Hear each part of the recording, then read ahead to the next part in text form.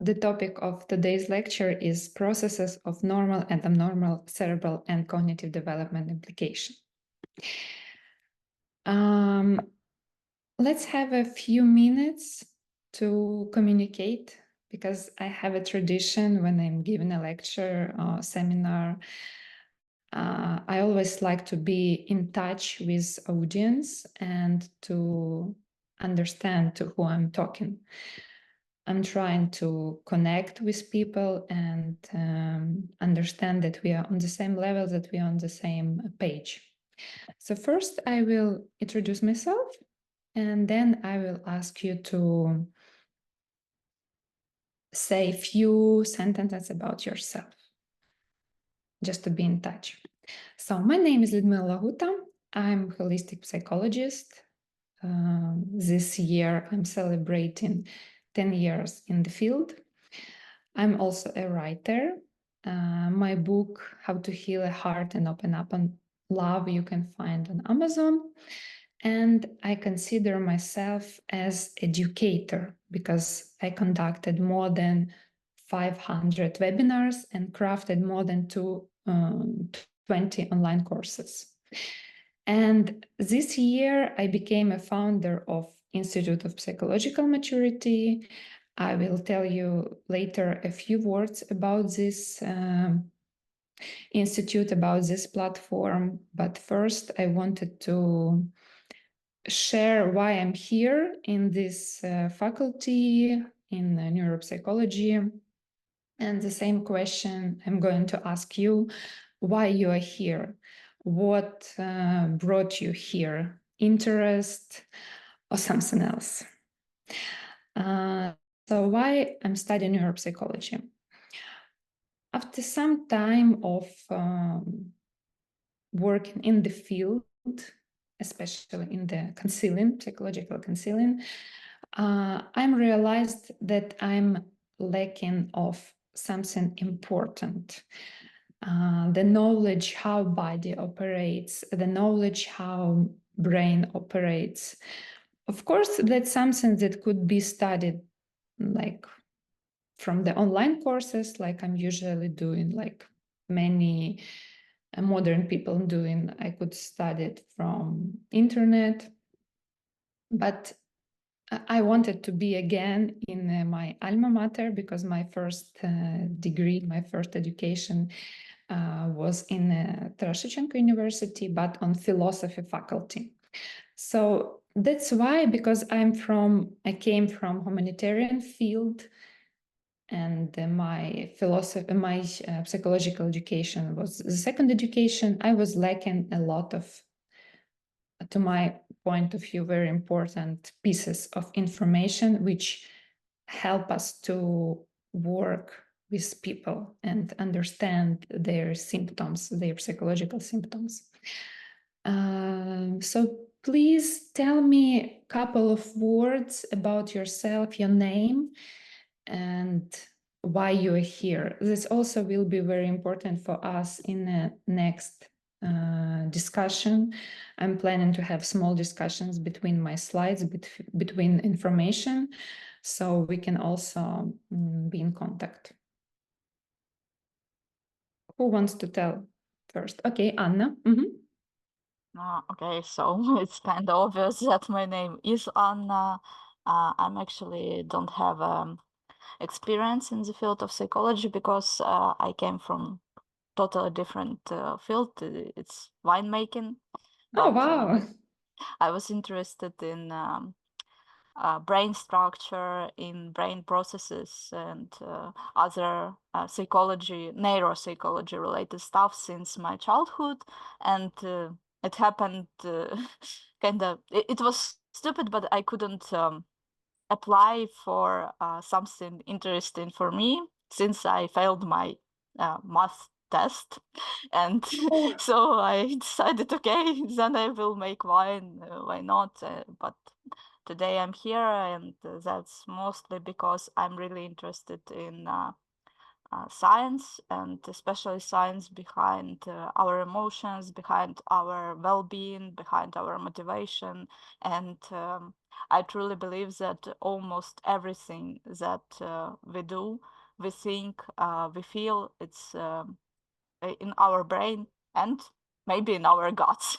Like, because there is also a microbiome and it is connected to brain. So it's like my passion, and that's why I'm here.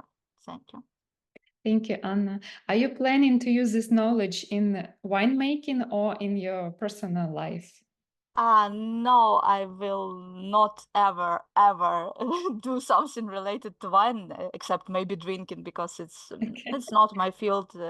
I didn't have enough space to study something interesting for me, like something related to brain, something related to human behavior, and so on. It's mostly chemical knowledge and blueprints, and it's not actually my cup of tea. So no, I hope I will study only things that are interesting for me, because I'm not young anymore, and I'm 27, and it's time to finally do what I want, not what I like thought would be right. Thank you. Thank you so much. Thank you.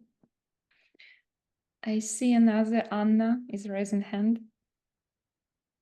Yes, I want to tell about myself. I'm interested in psychology because I work as psychologist in psychological center.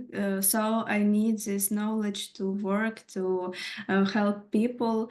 But I had more experience in like general psychology, how to speak with people, how to consult them, how to make something from different therapies, some kinds of stuff from this, but I didn't have a lot of knowledge from science, how my brain works, how the brain of my clients works, and I think it will be really important in consulting processes in therapy in my future. For example, and I want to earn this knowledge from neuropsychology courses and lectures practices. Thank you. Nice. In which approach are you consulting? I just consult people in a crisis situation because our center is specializing in this, and I use different therapies, a little from CBT, a little from Gestalt, a little from psychoanalysis, and no, a little from first psychological help. It depends on situation and it depends on clients. Not really far away. We was learning something like trauma focus a little, and it was interesting too. So I just want. I'm not a therapist because I don't have a special education, but I try to use different techniques as as big as I can help my clients. I just try to use them. Nice. Thank you. So many Thank you. passionate students here. Who wants to be next? Just a couple of words.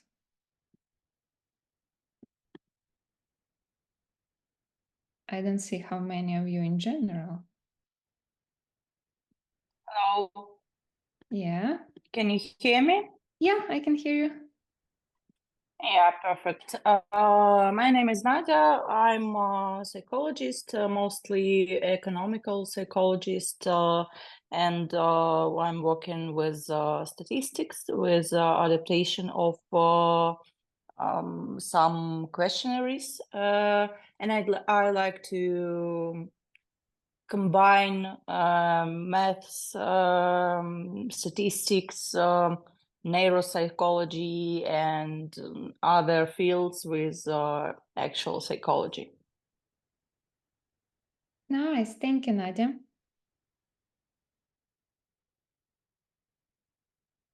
Who is next?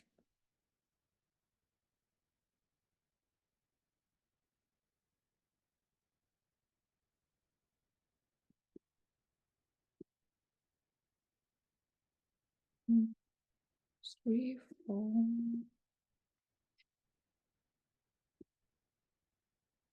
at least 15 people. Okay, I understand maybe not everyone wants to talk. So the last opportunity to say a couple of words about yourself. You can just introduce your name and why you're here. Okay. So let's move on. A little bit more words about Institute of Psychological Maturity, which I established this year. My pain as a client who've been in therapy for 7 years in general. I was trying different approaches in psychotherapy. My first diagnosis was, my God, how you call it in English? Totally forgot the word. Borderline disorder. So I was healing it for many, many years. And what I realized that it's super important to mix different techniques and to work at the same time with mind, with emotions, with soul, basically, and with body. Because I noticed that after healing, after the therapy, we still have a lot of pain, emotions, repressed emotions stolen in our body. And that's how I started to study different approaches in body healing, like yoga, like a breath work. And basically, that became a mission of Institute of Psychological Maturity. That's an educational platform where we're giving different lectures, online courses about how to heal your brain, how to heal your soul, and how to heal your body. Okay, if somebody will be interested, I will tell a few words in the end. And now we're moving smoothly to the topic of our lecture. So I'm planning to give 4 basic milestones today. And we are going to talk about normal cerebral and cognitive development, about abnormal development, about some behaviors, and the last question, what basically to do with all of that. And normal and cognitive development obviously has some stages. The first stage is stage of brain development from prenatal period to adolescence. And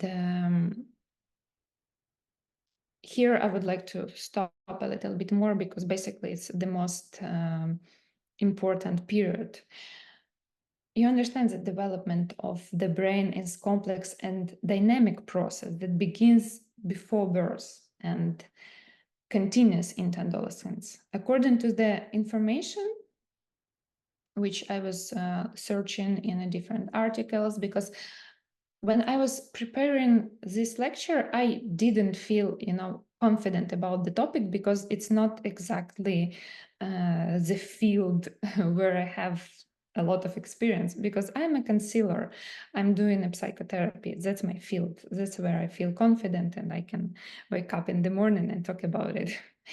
But this special topic, I needed time to prepare. So I will tell you mostly facts from the information from the articles which I found. And if you want to have that articles, if you want to have that information for yourself, you can tell me in the end of the lecture, and I will send you this document with all of the links and everything that I found. Hopefully it will be useful for you. So on the from the information that I found, neuroontogenetic process in humans begins at the age like 2-3 weeks with the folding and fusion of ectoderm to form the neural tube. By week 4, of gestation, the rostral portion of the neural tube forms 3 vesicles that will give rise to the forebrain, midbrain, and hindbrain. And all of this is followed by a series of complex events that shape the developing brain. So many factors can influence. Today we will talk about it. During the early postnatal period, the brain undergoes a period of rapid proliferation, with more than 1 million new neural connections forming every second. Just imagine, every second, 1 million new neural connections. That's fascinating, that's impressive. That's what makes me wonder, how is it possible that during this prenatal, postnatal period, the human's brain is so vulnerable, is so fast growing, basically. We are developing so fast, like imagine from the nothing to the baby. And then the whole life, basically, we are using this material. And as the child grows, the brain continues to mature with myelination of intracortical axons and increases in white matter volume occurring through the childhood and adolescence. And these structural changes are accompanied by functional changes as the organization of neural circuits subservient various cognitive processes and also evolves over time. So if somehow you feel that you need maybe a translation on, or you need to understand some term, because I understand that the terms are very complicated in this topic, and for myself, I was preparing like translation also, so it's not like common lexic that I use. So if you need some translation or some definition of the terms, you can ask, I will provide for you.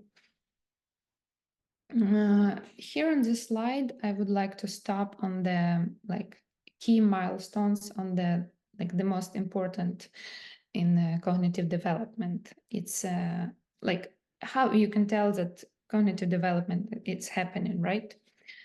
What is involved in this process? It's a language, it's a memory, it's attention, and it's problem solving. So if, let's see if I have a slide about this. No, I don't have. Later on, we will talk about this. So if the child is developing in these areas, in this cognitive development, you can tell that this child is healthy, developing in a healthy way. And of course, we have so many factors influencing this normal, healthy development. It can be genetics, it can be environmental, it can be nutrition, it can be stimulation.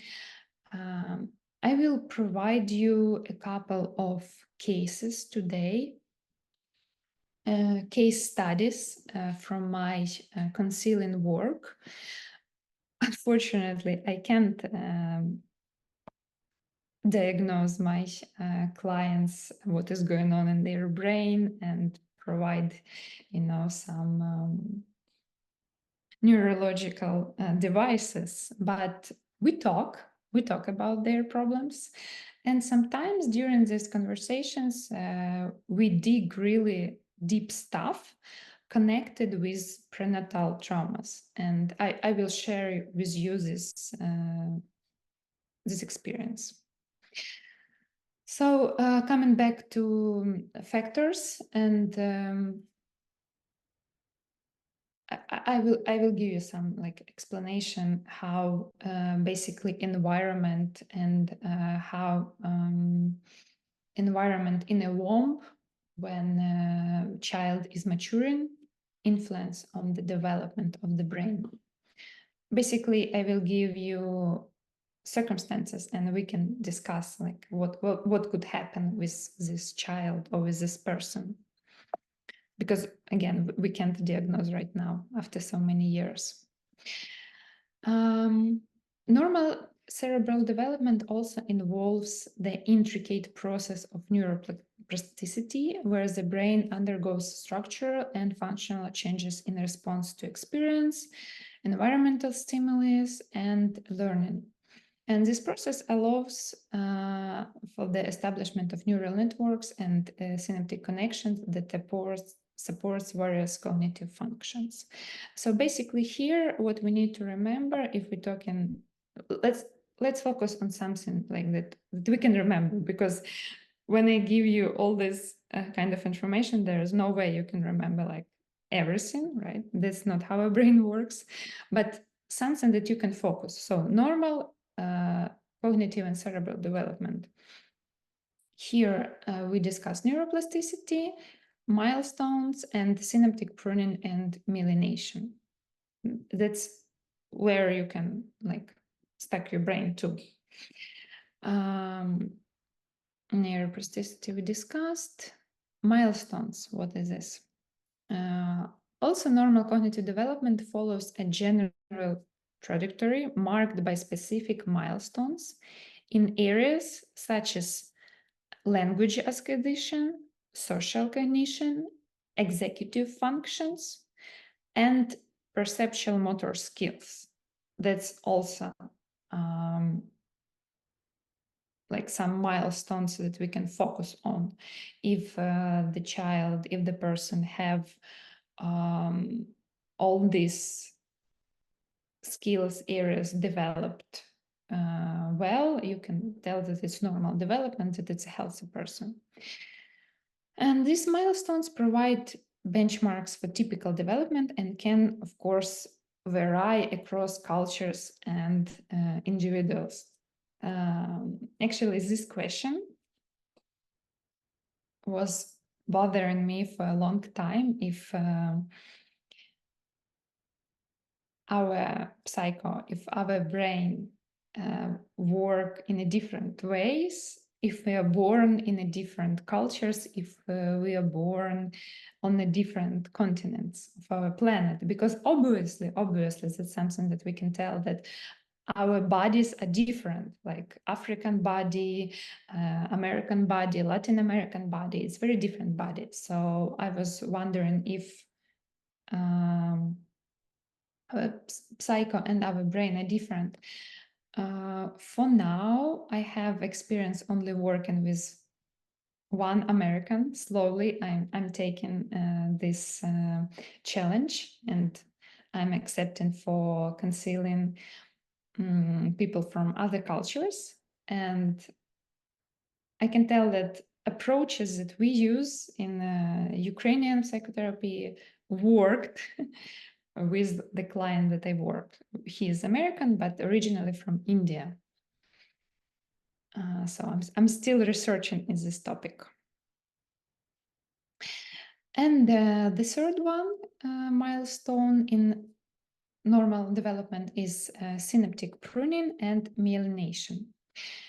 During childhood and adolescence, synaptic pruning occurs, refining neural circuits by eliminating unnecessary connections, while strengthening important ones. That's actually also, I would like to repeat it, like pay attention. Eliminating unnecessary connections while straightening important ones. And myelination, the process of insulating axons with myelin, enhances the speed and efficiency of neuron transmission, contributing to the cognitive processing. So again, let's remember neuroplasticity, milestones, and synaptic pruning and myelination.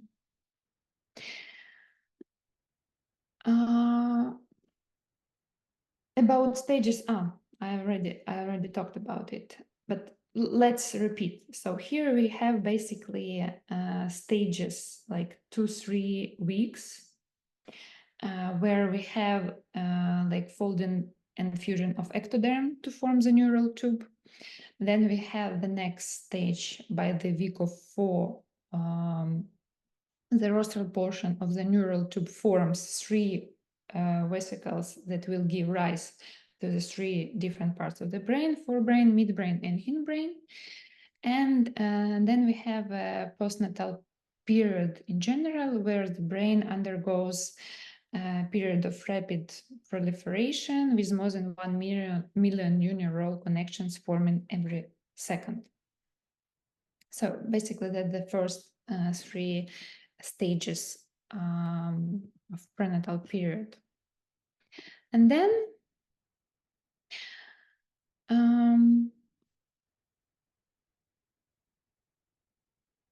I'm trying to understand why I put this slide here.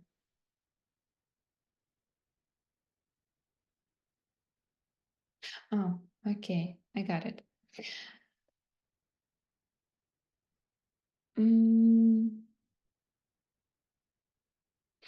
So basically,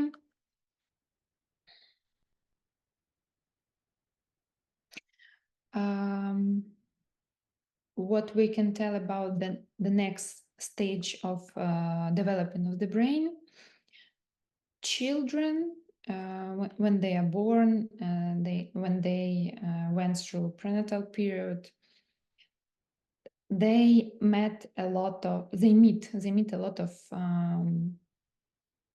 studying. So they study environment, they study how to walk, they study language, they study basically everything from the scratch. Don't you find it also fascinating that we are born and we need to study everything from the scratch, and it takes such a long time compared to what other like animals and mammals experience, right? This also fascinates me. So children, they navigate through this complex social environment, and they are able to allocate attention, and they focus on the relevant their brain basically focus on the relevant information which is important for their development right now. And while the integration of various cognitive processes continues to develop through the adolescence. So this process basically continues. And it's important to mention on this stage factors that influence normal development. I promised that we will come back to this point. So for example, healthy nutrition, of course, especially during the critical periods of early brain development, right? When we were talking about prenatal period, like nutrition of the mom, basically, which is nutrition for the baby, is essential for the growth and maturing of neural connections. The second factor is social interaction. It's already when baby is born, and cognitive stimulation through the activities like reading, problem solving, learning new skills. It also helps to strengthen neural connections. By the way, I said when child is born, but I was not accurate completely, because now we have so many studies about how baby is learning, how child is learning in a prenatal period. For example, studies about how music influences on the baby, how language of the mom, how emotions of the mom are influencing on the baby while she or he is still in the womb. And of course, there's a contrast situation, like if the baby in a constant stress, if the toxin in the body, so it has adverse conditions, and it disrupts the normal development of the brain, and potentially leading to the cognitive and behavioral challenges, which we will talk a little bit today also. So basically that's it about normal cerebral and cognitive development. And now we are slowly coming into topic, what is abnormal? Of course, we will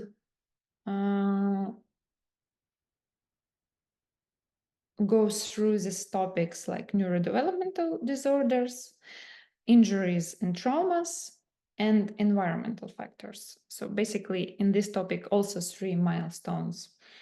I was trying to make it easier on the slides, so at least something you can remember from this lecture, even if you didn't get all the information, like all the maybe terms, all the understanding of the topic. I will share with you my own way of basically learning, not learning English, understanding English. Maybe it's how my brain works, but probably it will be helpful for somebody else. For example, I don't focus on the understanding of, not understanding, of translation of every term, because when I will be focused on the translation of every term, for example, I'm focused on the abnormal, I'm focused on the cerebral, I'm focused on the cognitive, I'm focused in the development. So how we usually doing it, like we translate every term, right? And then we recollect it together in the one sentence and translate it in our head. But when you're doing like this, it takes too much time. So it's the brain is processing it for a long time. How you can make it slowly smoother for you? Not slowly, faster actually. You can take the whole sentence, you can take the whole idea and try to understand the whole idea. So you're going not from micro to macro, you're going from macro to micro. So you're trying to understand the whole sentence, for example, the whole slide, the whole idea that I'm sharing with you. And only after you basically divide on the terms that you understand and you don't understand. That's how I'm doing. I don't know, maybe it will be helpful for you. So focusing on these milestones one by one. Neurodevelopment disorders. Let's see if I have it here. No. Okay, I will just explain by myself. So neurodevelopmental disorders, here basically we consider brain damage or abnormalities during prenatal, perinatal, and postnatal periods that can lead to neurodevelopmental disorders such as autism spectrum disorder, such as attention deficit or hyperactivity disorder. We call it here in USA ADHD. I forgot how it will be in Ukrainian. Intellectual disabilities, the specific, some specific learning disorders when a child is not able to learn to be in an educational program. And these conditions, they are characterized by atypical patterns of the brain development and cognitive functioning, often resulting in impairment in social interaction, communication, attention, memory, or academic skills. Later on, after this slide, I will provide you case study for discussion. It's my recent case, so I don't have answers for right now. It just like happened recently, so I will be happy to discuss this case with you. It's exactly about neurodevelopmental disorders. The next reason why we talk about abnormal development is injuries, obviously, and traumas. When brain injuries resulting from traumatic events, such as it can be head trauma, it can be stroke, tumor, can be infection, and can disrupt normal cerebral development and cognitive functioning. Depending on the severity and location of this injury, of course, evidently,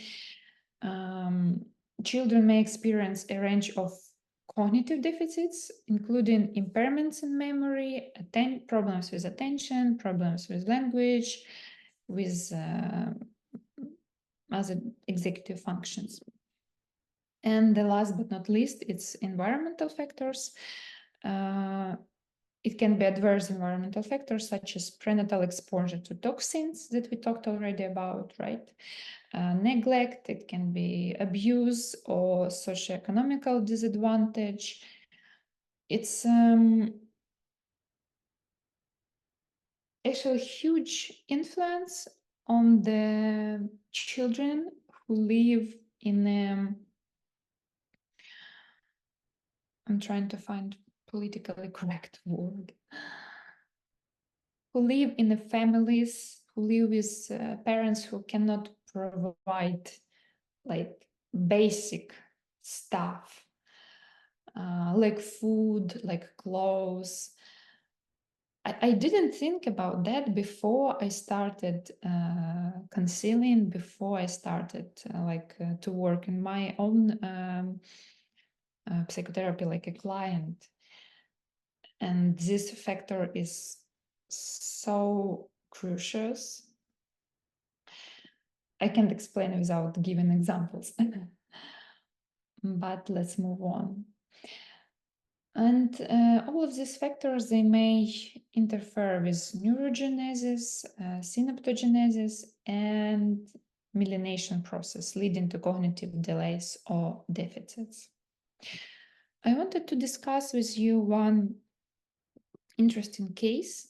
Basically, I received this information just this week, and I was impressed. Like the day I was preparing this presentation for you, the day I was preparing this lecture, my client, she shared with me information. Like, first I will tell the reason she came for therapy. The reason she came for therapy, and recently I have a lot of cases like this, when parents come and say that they have problems with kids, different ages of kids, but they cannot build the communication. They don't understand what to do with their kids.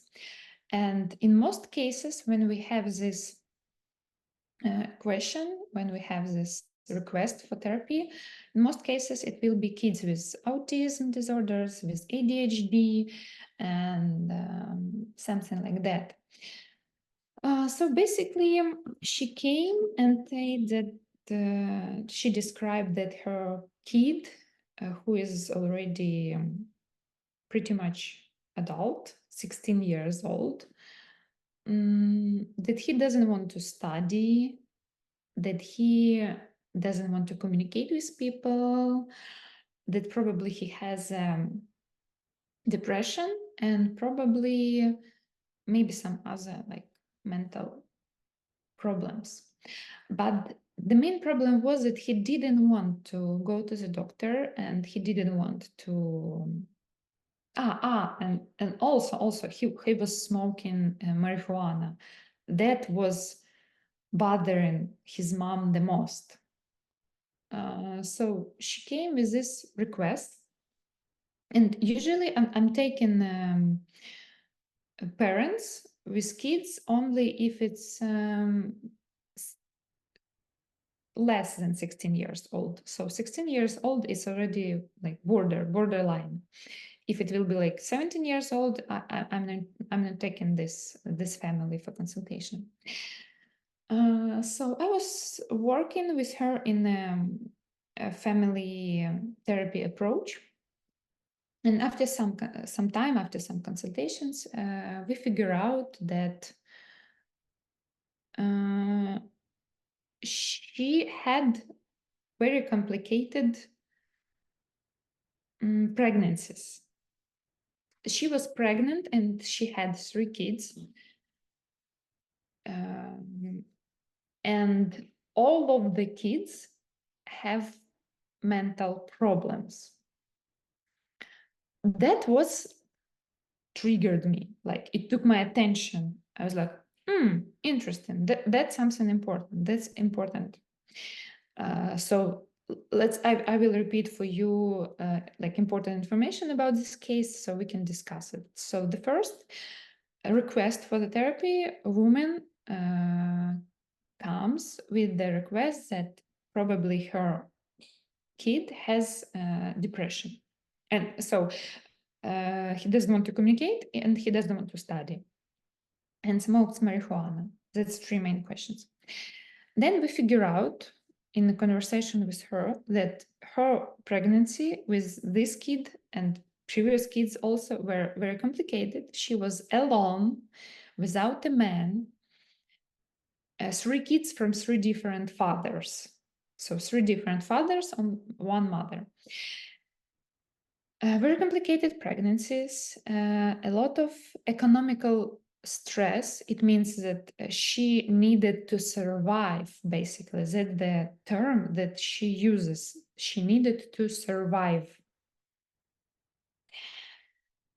And then when we started to talk already after a couple of sessions about her childhood, she mentioned the fact that when she was 9 years old, she fell down on this part of her brain. I would say that it's parietal lobe zone, but I'm not sure. It happened with her like 40 years ago, and she never visited a doctor, so we can't tell like exact diagnosis and exact part. But from what she showed me, I've seen it like a lobe zone. So she fell down. And after that trauma, she had symptoms of derealization and dissociation. So she couldn't focus on reality. She felt like some objects are small, some objects are bigger. That's, exactly like what people describe with dissociation and derealization. And like, it's okay, right? Like traumas happened, but what took my attention, like be attentive, now it's important, that 2 of her kids, two girls, like first child, second child, they also have dissociation, like psychological dissociations. They basically have 2 different personalities, both of them. So it's 2 girls with different levels of dissociation, with different personalities. And the third kid, probably it's not depression from what she described. It sounds for me like autism. Of course, I recommended her to visit specialists because like this kid, he doesn't want to see me or other Ukrainian Russian speaking counselor. He wants to talk only to American psychotherapists, but to visit American psychotherapists in America, sometimes you need to wait 2-3 months because insurance process is so long, it's so painful. So they're still in process, they're still waiting for the psychotherapist to talk with this kid. But from what she described, for me, it sounds like autism.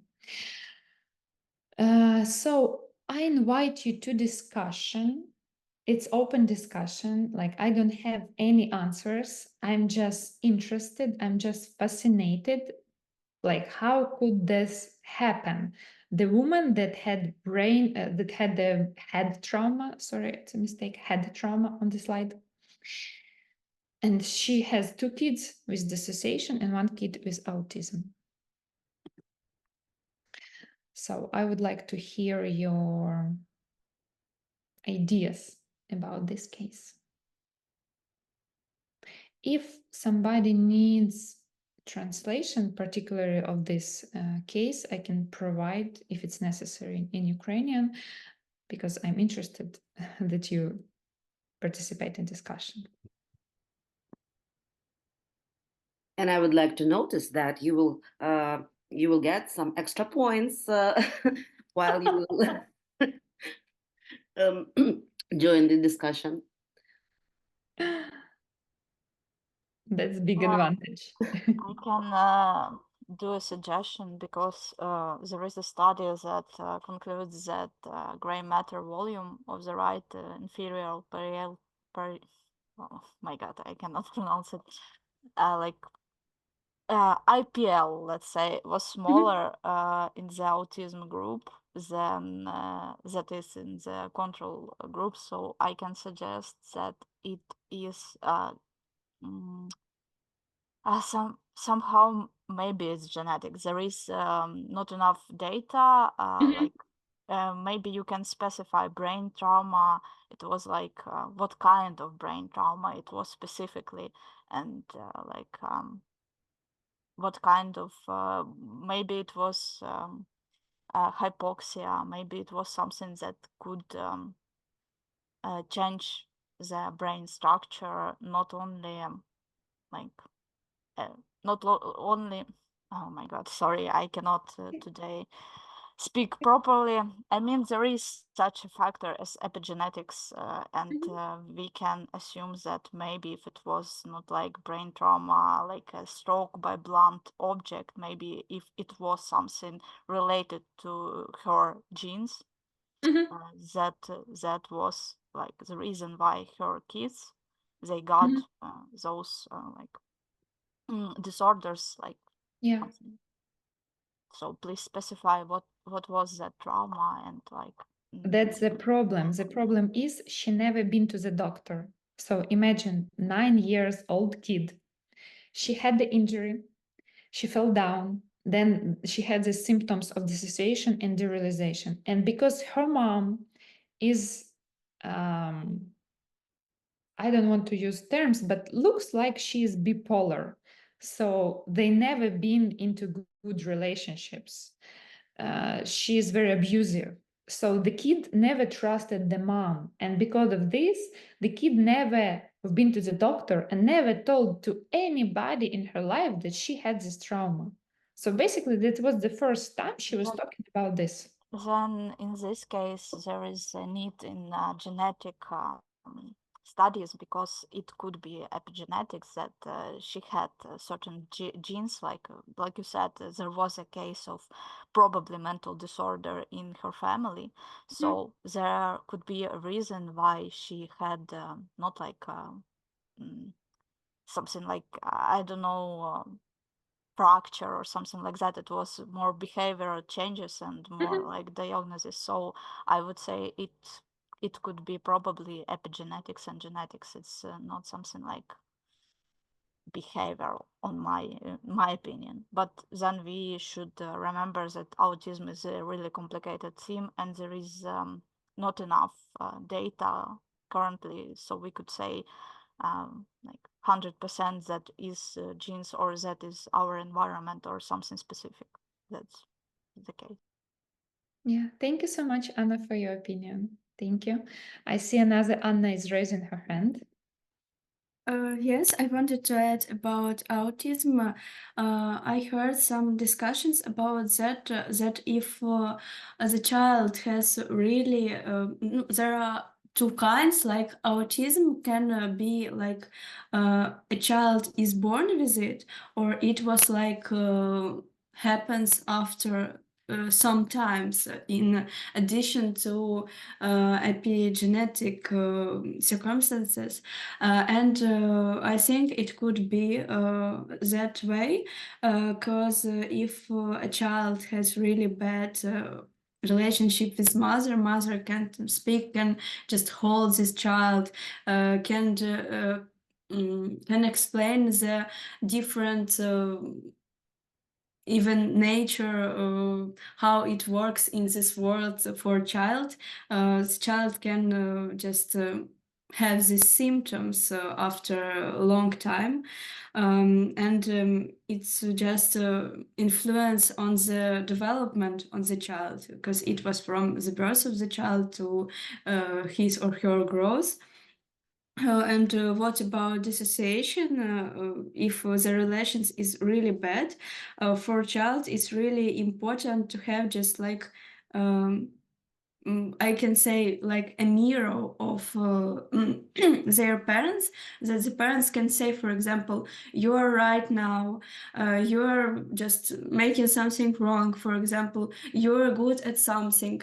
When the child doesn't have this mirror, they just like suffering from their life, and they can have this dissociation, I think, because they didn't have just like normal description of themselves from parents' normal emotional reactions to them, and how they can learn this emotional reaction, how they can understand what is correct, what emotional reaction is correct, that their emotional reaction is correct or incorrect in this case, how they can learn to build relationships if they hadn't an opportunity to make a normal relationship with the first person in their life, the first woman in their life, their mother.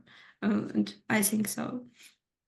Yeah, thank you, Anna. I totally agree with you that with both of you actually that mostly it's like behavioral epigenetics problems. And also I forgot to mention, Anna, I see your hand, just will add a little bit. Forgot to mention that this boy with depression or autism or whatever he had, like nobody knows because he never been diagnosed and doesn't want to be diagnosed. He was born with, I just Googled the term because I didn't know that it calls umbilical cord entanglement, обвитие пуповины, двойное обвитие пуповины. So in the prenatal period, he had this complication. Yes, Anna Weberova. Okay, so with that information, first of all, I would say that definitely there could be a hypoxia effect, and that's a really strong effect on the development of the child's brain. And second, I forgot to mention that the thing is that oh my God, Timyana частка, it's the zone which is correlated with both bipolar disorder and autism. So and the thing is that people with bipolar disorder, they I mean, it's quite the opposite actually. People with autism, they usually can have also a bipolar disorder, and there is a very huge percentage. So I would say still that there is some genetic I'm sorry, предпосылки in this family. That's first. And yes, I agree with my colleague that behavioral things, behavioral factors are also very important, but I would really like to see encephalogram of this child. And I think the main reason is that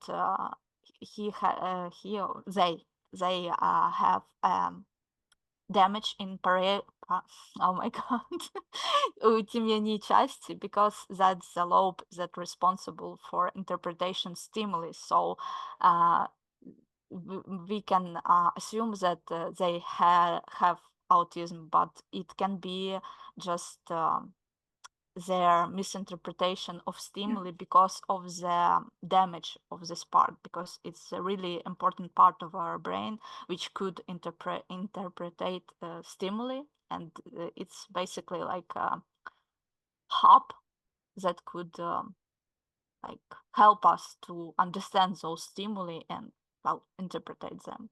Okay, thank you. Sorry. Thank you, Anna, for your opinion. Yeah, another Anna. Yes, I would like to add about his something like fear of diagnosis. He doesn't trust to like make something of diagnosis of him. I just think that it can be from his relationships too, because the trust to the world, to the other people is like building in the childhood from the trust to parents, and if he didn't have the safe relationships with his family, it really totally depends on his and I think his fear of like doctors diagnosis or something like that. And I think for example, before making this diagnosis, to see his damages and a lot of another things in the brain, for example, we have to make some kind of work to build some relationships that the world is safe enough in some ways, that the doctor is safe enough. Because I heard a lot and it like scares me a lot of thinking from people that doctors isn't safe. I know that in some way it's correct, yes, but it's really I think these people can suffer from they just can go to the doctors that they don't trust them. All of doctors, they think that all of doctors are just like will make them feel bad. And I want to add about the complex about the hard way to born of this boy, because if he had like hypoxia or something like that, I read something like a work about that the складнощі, я забула це слово, складнощі of birth can affect on the life in the future of a child, because it's like and I don't know what складнощі, які були складнощі тут, але можливо it can be interesting. Yeah, thank you. Thank you for your opinion. I see another Anna wants to add. Or you forgot to lower your hand. Okay. Oh, sorry, I had the difficulties with my microphone. I would like to elaborate on the things that Anna said, because I also think that relationships with mother, they also could affect his interpretation of actions, which is strongly associated with autism.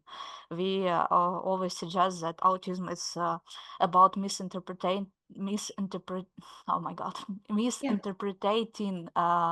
stimuli from other people, and maybe even like the person is not interested in the stimulation from other persons, and they cannot read emotions of other persons. They cannot like fully trust them. And maybe if he wasn't diagnosed, maybe it's like trauma, psychological trauma, and he just simply cannot properly associate and interpret emotions, because his mother she never like showed him how to do this. It was the first like person who could taught him that.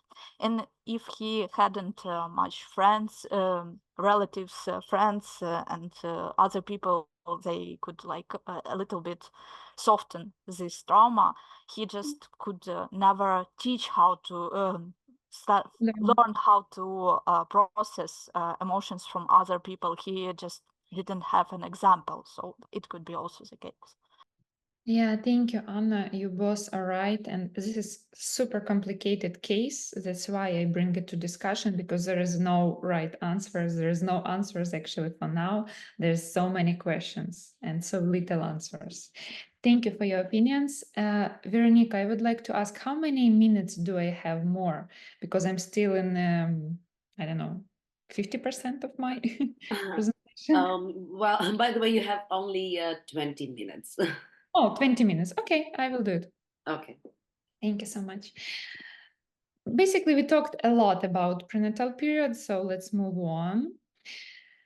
I would highly suggest to the people who practice, who have their own counseling psychotherapy practice, consider symbol drama approach. It's approach from Jungian psychoanalysis, which works with psychological circumstances of prenatal traumas.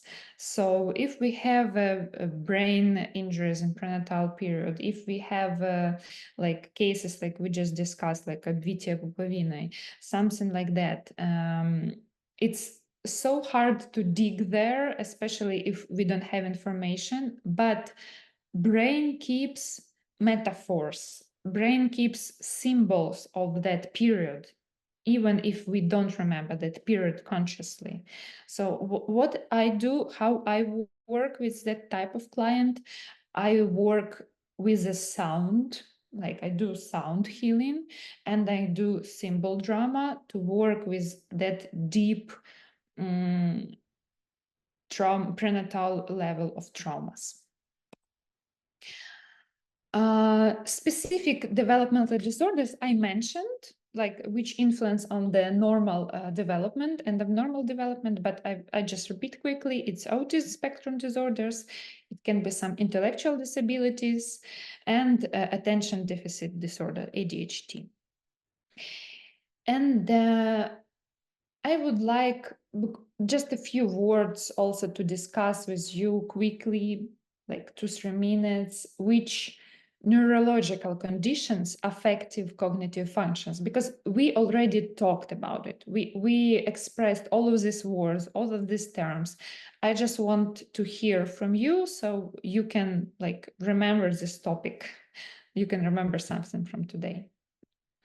So which neurological conditions can affect cognitive functions? Actually, almost everything, because Just name it. You could say like bipolar disorder. I have a bipolar affective disorder, and it's affecting your cognitive function, and it's even can be seen in the electroencephalogram. Like it's visual things. You can say, like, for example, ADHD. It's also affecting cognitive function. So basically, all things that are related to changing our brain structure, in the things that we cannot consider normal, they will affect cognitive function. So yeah. Thank you so much, Anna.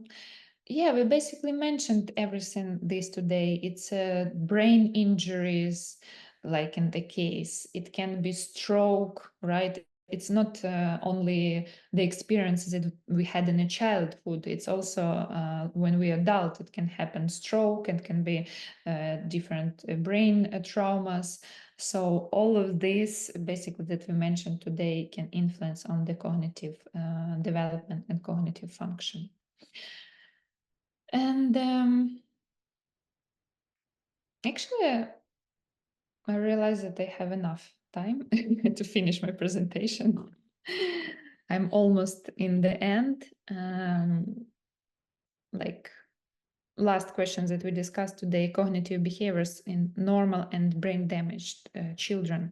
So how you can basically diagnose that it's a healthy condition.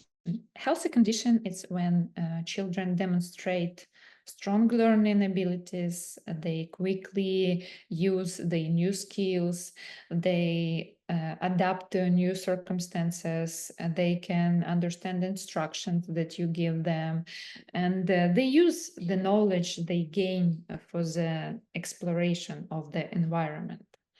The second is the memory. Children develop robust memory functions, which allow them to recall past experience, so they can use that past experience, and they learn from this experience, and they apply this knowledge to new situations. So they learn and they apply, they learn and they apply. So this can demonstrate a healthy condition. Problem solving, healthy children can exhibit age-appropriate problem, like they can show creativity, they can show critical thinking, they can overcome challenges, because obviously when a kid is stuck in a situation, I don't know, for example, he's stuck in something that absolutely stops his life. Like, you can tell that it's a simple situation, right? It's something that kid can develop on this stage, but he's stuck and he cannot move on. So that's the key of unhealthy condition. And of course, the fourth is social cognition. When children develop the understanding of social roles, they can connect with others, they can interact with each others. That's all we can relate to healthy conditions. And absolutely evident, probably, and this point evident for you on this stage, that children with brain-based disorders or injuries, they have difficulties with receptive and or expressive language. They have delays in vocabulary, in grammar. But actually, I just realized it can be opposite. Like sometimes autistic kids, they show very high vocabulary. They show some like extremely developed some of the fields of knowledge, and some of them is lacking. So it's like something they develop and some fields they don't develop. Attention deficits, of course. These kids can struggle with focusing. That's ADHD, we already mentioned. They can or can't ignore the distractions. So they can't use their attention properly. Memory problems, of course, short-term, working, long-term memory. That's all can be affected. Executive dysfunction, difficulties with higher order cognitive skills like planning. They can plan, they can organize. Like, I have another case actually of a woman. She came also with a request relationships with kids. She has 2 kids, and one of her kids has ADHD. And this kid, she is super impulsive. She needs a to-do list for every day. Otherwise, she can't live her life. She is so in a chaotic mood. She cannot, like, she doesn't understand where to go, what to do, what to wear. So her mom, she prepared like to-do list for her, and with this to-do list, she can be like, she can operate her life. And social skills and social skill deficits is like challenges in understanding social roles, like reading emotions, expressing emotions, social emotions, engaging in a social environment. That's all like will be for us like milestones that these children have some brain-based probably disordered or injuries.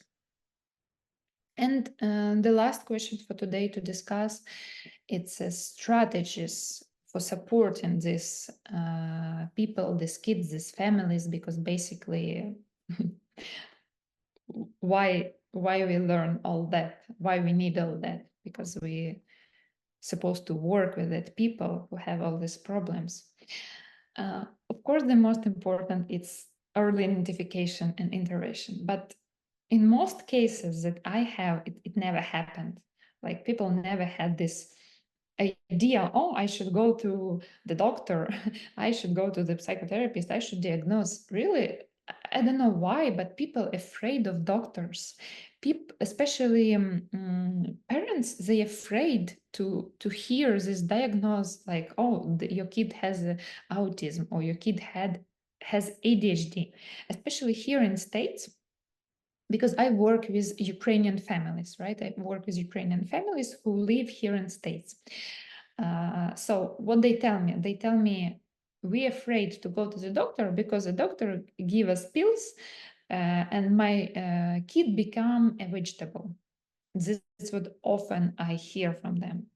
So to become a specialist, to become a doctor, to become a therapist who people will trust, I guess it's like the most important first step. And for this, we need to give a lot of education. We need to give a lot of educational content, webinars, lectures, for people to understand what is going on. Because the another problems that I meet in my counseling work, that people afraid and people don't know what to do because they have a lack of information. They don't have knowledge. That's why. So we need to have individualized educational plans, plans for psychotherapists, plans for teachers, plans for schools, like which academic expectations should we have from these unique kids, right? Because we cannot have the same expectations from the normal and abnormal. Of course, some assistive technologies, and this is developing right now, to use specialized tools, devices. I know a person, like my husband, he is also psychologist, psychotherapist, and he has a client who has a kid with autism, diagnosed autism.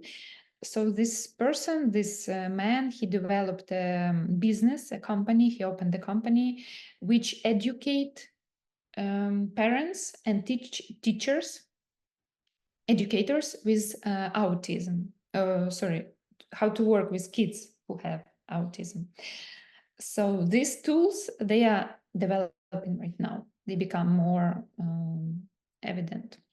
And behavioral management strategies, of course, to have some, to give these people, to give these families some self-regulation techniques, to understand their behavioral challenges, to understand their behavioral nature. And my role also, which I see as a family support person, like providing education, counseling, family services to empower them, to lift their mood, because they need motivation. They need somebody, you know, to be a light in their life, because they are so focused on the negative things. They just need somebody to explain, to lift up. And this what I see the most important in my work, especially. I don't think that we have a time for another discussion. Veronica, how many minutes do we have to the end? Unfortunately, only 5 minutes. Yeah, so unfortunately, we don't have time for this discussion because it will take too much time. So I'm moving to the end. Just last couple of statistic facts from the life in USA. In the United States, in 2020-2021 school year, over 7 million children received special education services. So basically it's kids with ADHD, with intellectual disorders, with autism disorders. So it's 15% of public school students. And this is huge. That's huge. You know, when I see these numbers, I'm like, oh my God, what are they gonna do with them? like how many specialists, how many educators we need to work with that, you know, to work with it.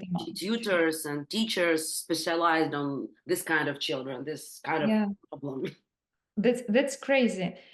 Of course, probably we don't know the accurate statistics in Ukraine, especially now during the war, right? When kids everywhere, not only in Ukraine. So we are in a real-time challenge, guys. And I encourage you to take the studies in this university, to use this knowledge to give it back to society, because society needs it. Society needs you, your knowledge, and everything that you can give, basically to give your gift. I appreciate for your attention. It was a pleasure for me talking in front of you. It was my second English lecture in my life, so it was quite challenging for me. And for those of you who are interested in perinatal traumas, last year I was given a speech on the scientific conference about these traumas. And if you want to learn more about it, I can share my lecture. It's like online resources, so I can share with you. Just write me somewhere in social medias like Instagram. I have 2 Instagram accounts. One is Ukrainian, one is English. You can find me on Facebook, Lyudmila Laguta. So if you text me there, I will send you this link to this lecture about prenatal traumas and how they create the scenario in the life. And I would highly recommend you a couple of resources.